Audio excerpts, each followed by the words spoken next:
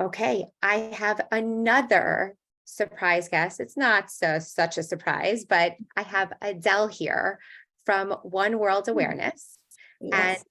Adele's going to give us, we last spoke to Adelle about 2 years ago, and she opened up all about her primary infertility journey and why she decided to open up her Instagram account, why she decided to go public. And so we just want an update on how you are and how, like, my questions for you are, now that you have been public and you've been public not for a short amount of time, Yeah. how do you regret going public? How do you feel that people look at you now?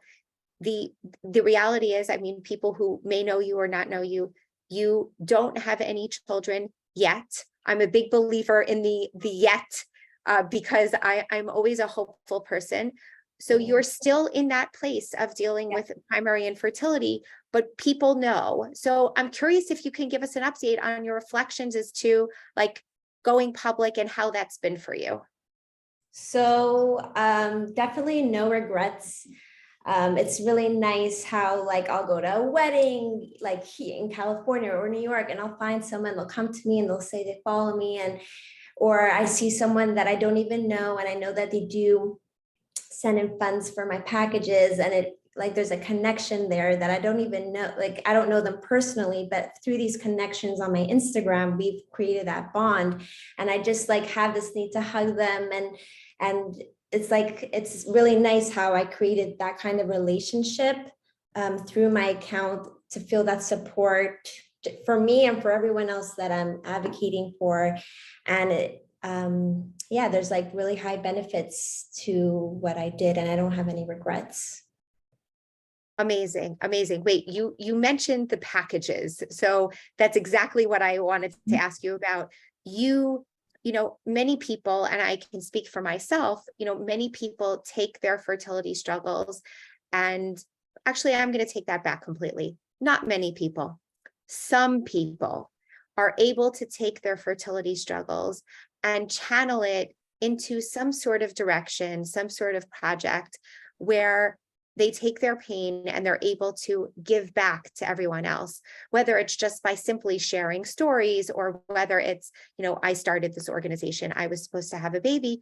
You started this program with these packages that you send to people who are going through infertility. And that's what you were mentioning before, like, people sometimes come up to you and they reference the packages.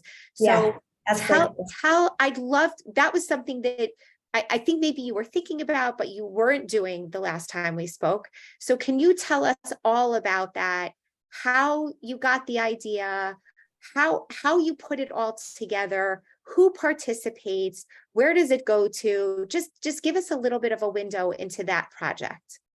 So I think in the beginning of our journey, it was very, closed doors. Not a lot of people knew about it, especially in the beginning.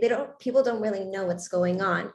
But like, after a few years, either of us just speaking about it, or, close people.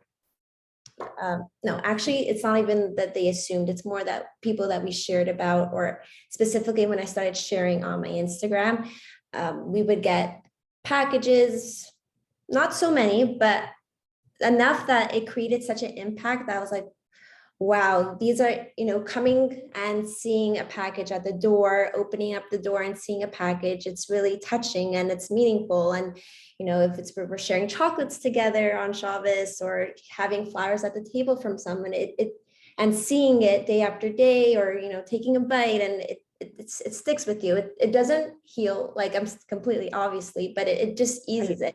So it kind of inspired me, because I think a lot of people just don't have that awareness of what it could do. So I was like, oh, like, the first one I did was on Mother's Day. I thought, like, it's just a hard day, obviously. And I was like, okay, I want to send a box of chocolates. I didn't know it was going to go as many times as it is now. So I sent a box of chocolates. And from there, I was like, okay, like, there's other moments in the year that are hard as well. So, and I saw how many people were eager to support me in doing this. So I was like, okay, let's keep going. So started off with Hanukkah as well.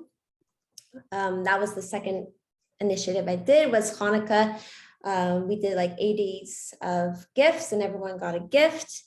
And then like the next year after that was not only like a raffle, but everyone was guaranteed a box in the mail. And then it went on to Rosh Hashanah, which I personally feel like it's a very trigger time for me, because it's like, Totally.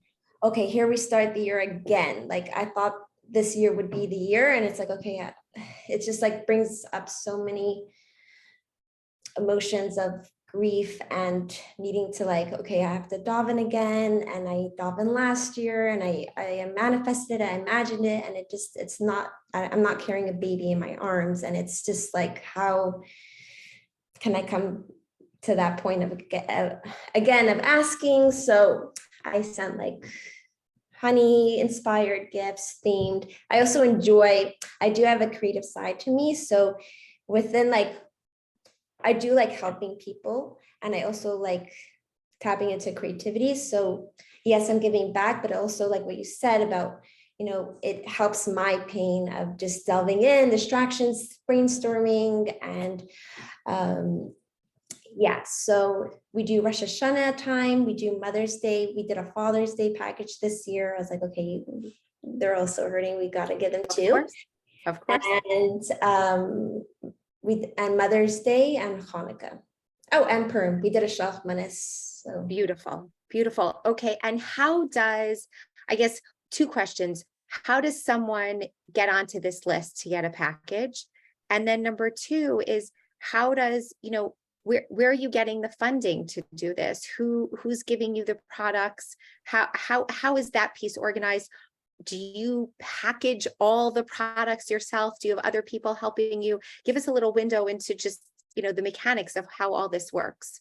So sometimes I do find businesses that, like, let's say for Shalach Manis, I saw like a ready-made. It also depends on me and where I am in my life. Sometimes I'm like, with this journey, it's like there's pockets of time where you're just, I don't have time and to just like go in it completely. But there's some times where I do it myself. And I realized that also, like in the beginning, I was like, I just want to do this myself. It's so, there's an extra touch when I do it. But then I was like, realistically, there's times where it's just like not very doable and it's unfair to me. And I feel like through this journey, I also found that like it's very important to create those boundaries, like of knowing if there's those pockets of time that it's really, it just drains all of you. Like you just can't add other stress and just about self-care and all that. So I'm mindful of that. So sometimes it's from businesses, sometimes I do it myself, sometimes I have friends helping me package, sometimes it's just me and my husband. Gotta give him a shout out, he gets involved. And then for signups, I do like a Google Doc, and I have like a questionnaire of different things, and they sign up, and then people who want to sponsor, like that's why it's like kind of one world, because there's the people that are going through it, the people that are not going through it. So it's really nice. So I have two links separate for the people that are going through it and want to sign up, and the people that want to give. And lately it's just like it's really, really nice, and I'm so appreciative of all those that are just, I don't even have to ask, like they've just sent me the link, like they're so consistent on it, and it's really touching to know that like I have that back end of support.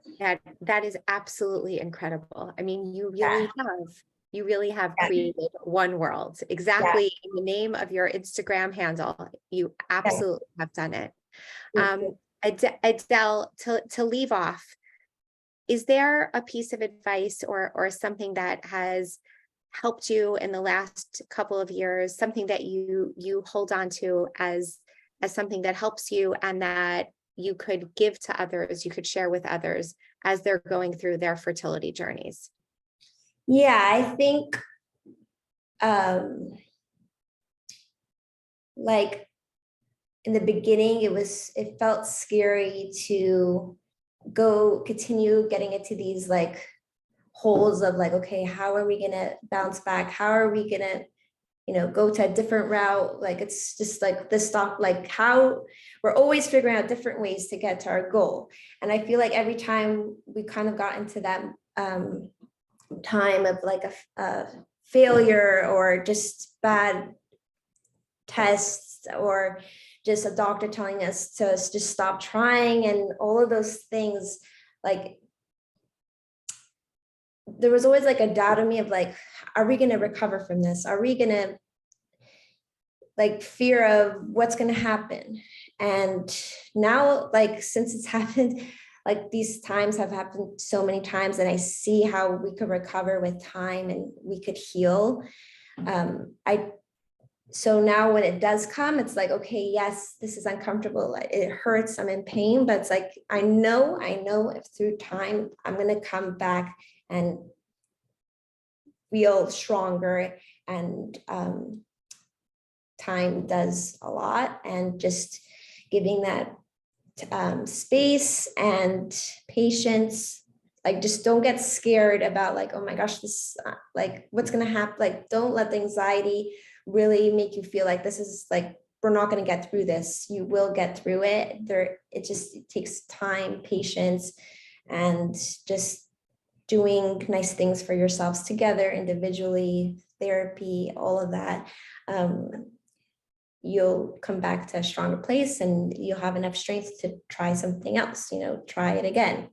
So yeah, that's beautiful. Beautiful. Thank you so much. Of course.